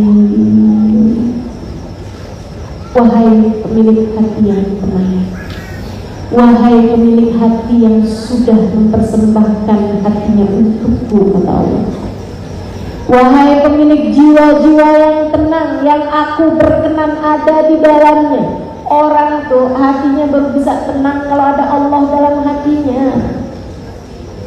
Siapa yang hatinya ada Allah, yang sudah mempersembahkan hidupnya, hatinya buat Allah Subhanahu wa ta'ala.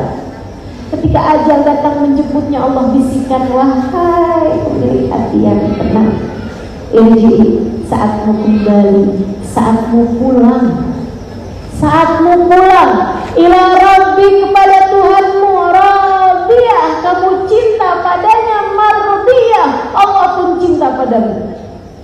Wadkhuli fi ibadi, masuklah ke dalam golongan hamba-hambaku.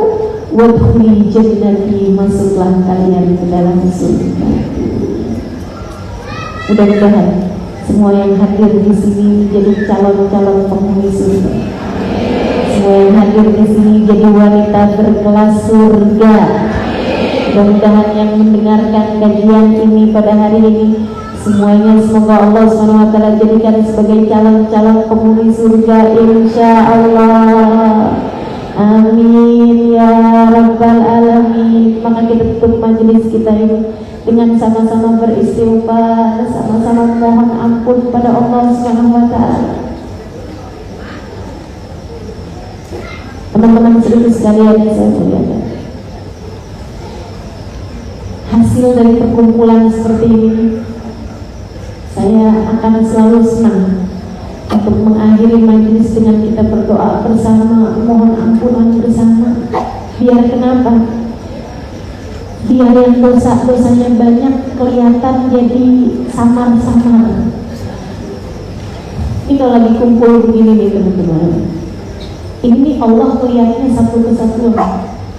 Saya yakin di sini pasti ada banyak perempuan-perempuan solehah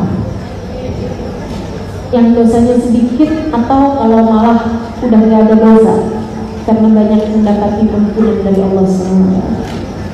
Yakin saya pasti ada di antara yang berkumpul di tempat ini orang-orang yang udah gak punya dosa. Ya, silakan sangka siapapun, yang penting jangan sangka dirimu. Kayaknya saya yang dimaksudkan Ustazah.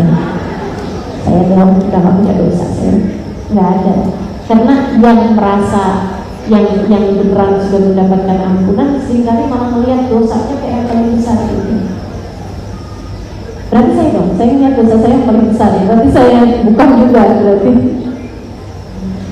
Teman-teman sekalian yang saya muliakan, ini kalau berkumpul seperti ini pasti ada orang yang doanya mustajab di sisi Allah. Pasti. Karena yang tadi saya sampaikan, 40 orang berkumpul, kata Nabi Muhammad, dalam kebaikan umatku itu pasti ada satu mustajab berdoa. Ada satu doanya mustajab. Nih kita berapa banyak nih kumpul di antara kita ini? Pasti ada banyak, bukan hanya 1, 2, 3 orang, banyak orang-orang yang menjadi penyebab doanya mustajab. Apalagi banyak di antara kita yang sedang musafir, doanya musafir itu mustajab. Saya musafirnya dari luar kota kan juga musafir. Doamu mustajab teman-teman. Apalagi kamu hadir jauh-jauh hanya untuk menghadiri majelis ini, doamu pasti mustajab. Dan saya yakin juga di antara sini juga ada orang-orang yang dosanya banyak. Ada di antara kita ini yang dosanya mungkin nggak banyak tapi besar-besar. Atau mungkin ada di antara yang hadir di tempat ini dosanya nggak banyak, nggak besar, tapi dosanya sudah membuat Allah murka padanya. Dosanya mungkin nggak besar, nggak banyak gitu, akan tetapi dosanya itu membuat dia jadi jatuh nilainya di mata Allah Subhanahu wa ta'ala. Mungkin kamu, mungkin dirimu. Sehingga sekalian yang saya muliakan, kalau kamu berdoa sendiri belum tentu doamu mustajab. Akan tetapi kita sekarang bersama-sama, bersama kita di sini ada orang-orang yang doanya mustajab. Mari kita menghantar doa bersama-sama. Biar yang dosa-dosanya banyak bertutupan sama yang dosa-dosanya sedikit. biar yang dosa-dosanya sedikit ketutupan sama yang dosanya sudah diampuni oleh Allah Subhanahu wa ta'ala. Biar semua dari kita diterima Allah Subhanahu wa ta'ala. Biar sesudah keluar dari tempat ini semuanya sudah ditulis sebagai calon-calon penghuni surga. Ikuti sudah saya. Astagfirullahaladzim. Astagfirullahaladzim. Astagfirullahaladzim. Alladzi la ilaha illa huwal hayyul qayyum.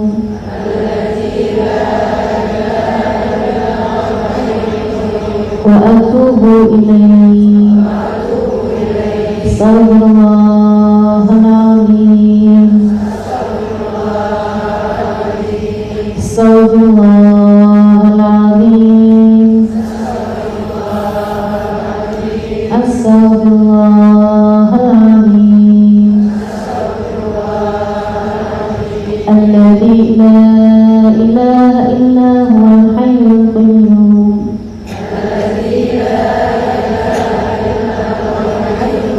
Wa atubu ilaihi.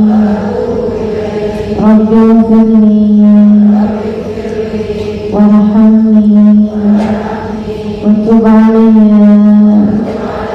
Rabbighfirli warhamni wa tub alayya. Rabbighfirli warhamni wa tub alayya.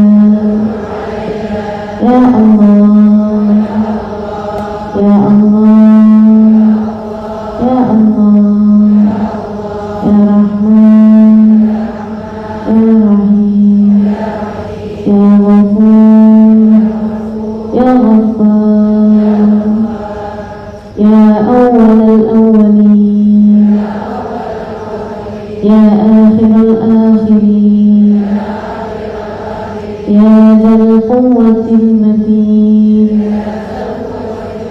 ya Rahim al-Masakin, ya Arhamar Rahimin. Ya Allah, pandanglah semua yang hadir di majelis ini dengan pandangan rahmat-Mu ya Allah. Lihatlah semua yang hadir di tempat ini ya Allah.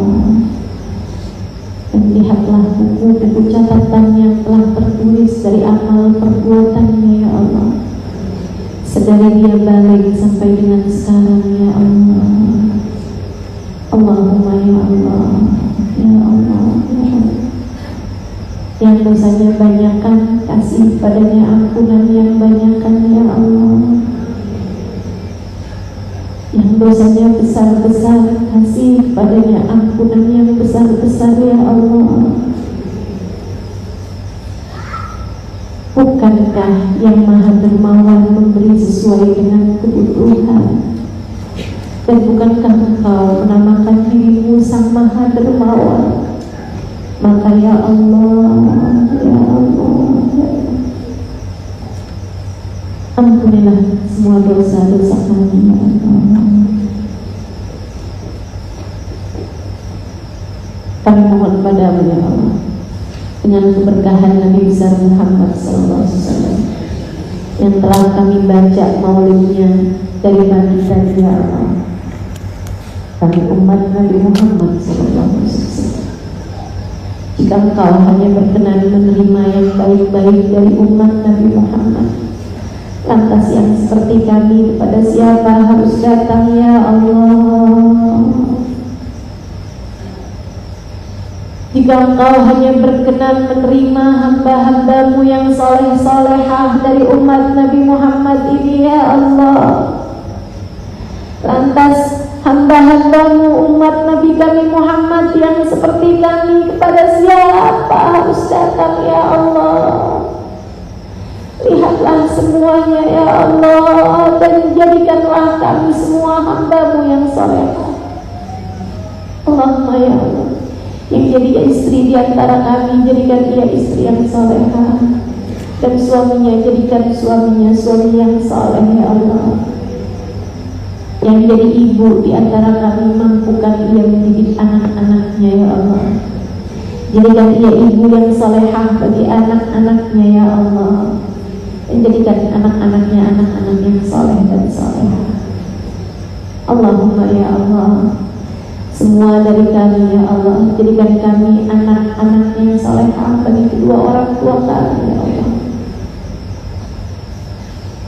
Jadikan orang tua kami menerima bakti kami ya Allah, sebab kami anak yang berbakti padanya.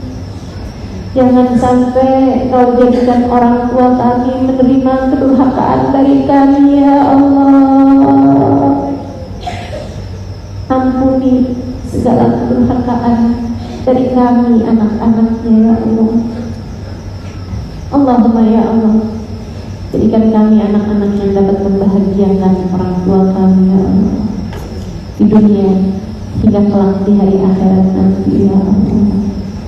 Jadikan kami anak-anak yang dapat mengalirkan pahala ke dalam kubur orang tua kami saat orang tua kami telah meninggal dunia.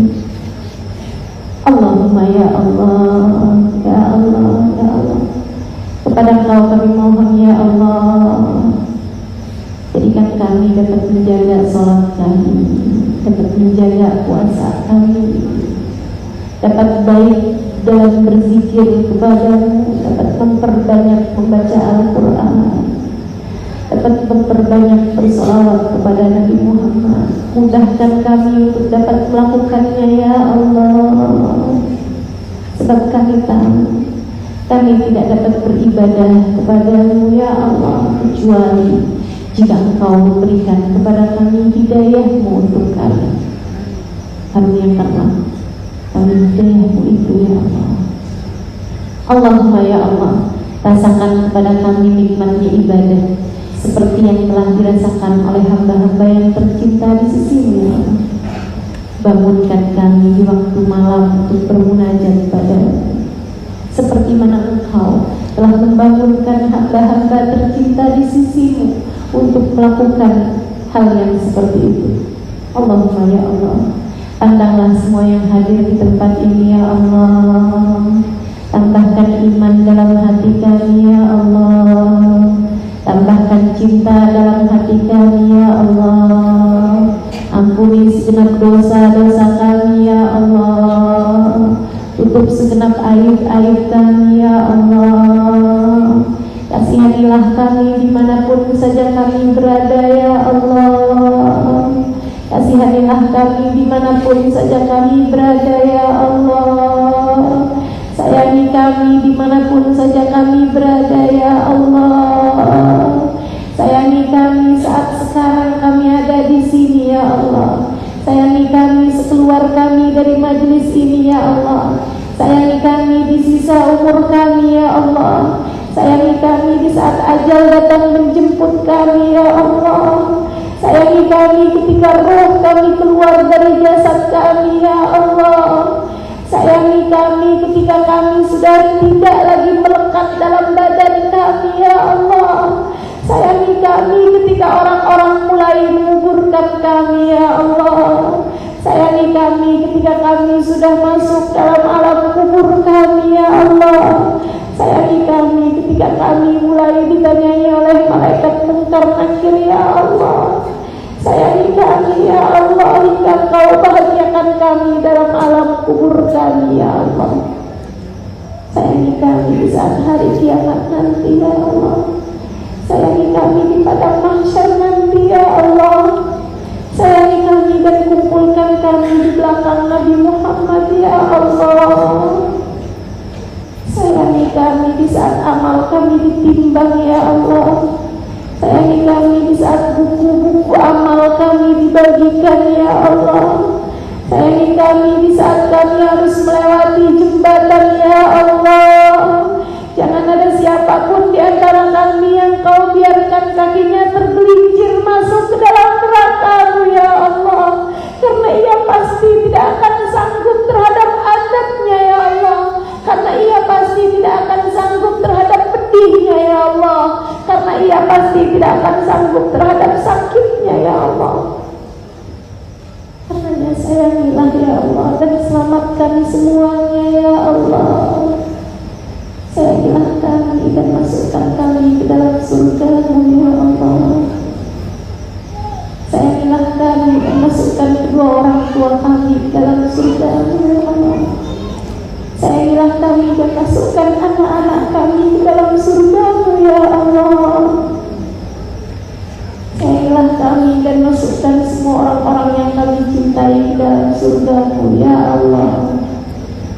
Allahumma ya Allah, kami titipkan kepadamu keimanan kami. Kami titipkan kepadamu keadaan hati kami.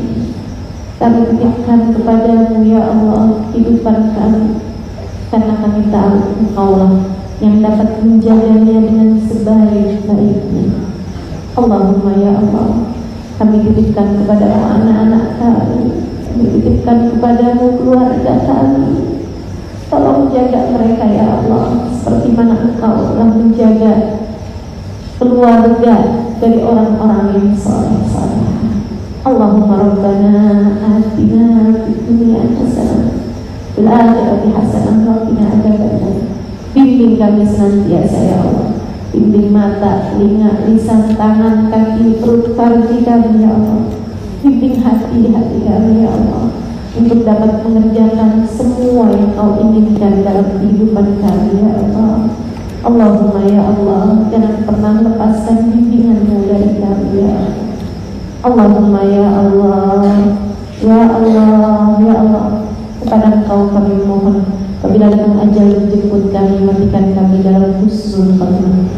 Berikanlah kalimat terakhir yang keluar dari lisan kami saat ajal menjemput kami adalah kalimat la ilaha illallah, la ilaha illallah, la ilaha illallah, Muhammad Rasulullah sallallahu alaihi wasallam. Semudah kami mengucapkannya di dunia ini ya Allah, jadikanlah pula kami mudah mengucapkannya di saat sakaratul maut kami ya Allah. Jadikanlah kami mudah mengucapkannya di hari akhirat nanti ya Allah. Ya Allahumma ya Allah, berkahilah semua yang hadir di majelis ini ya Allah. Yang sedang sakit di antara kami sehatkanlah ya Allah. Yang sedang sulit di antara kami mudahkanlah ya Allah. Yang sedang sempit di antara kami lapangkanlah ya Allah. Allahumma sallallahu ala sayyidina Muhammadin wa ala alihi wa sahbihi wa sallam. Da'wahum biya subhanakallahumma wa tahiyyatuhum fiha salam. Akhir da'wana alhamdulillahi rabbil alamin. Ila hadratin nabi al-fatihah.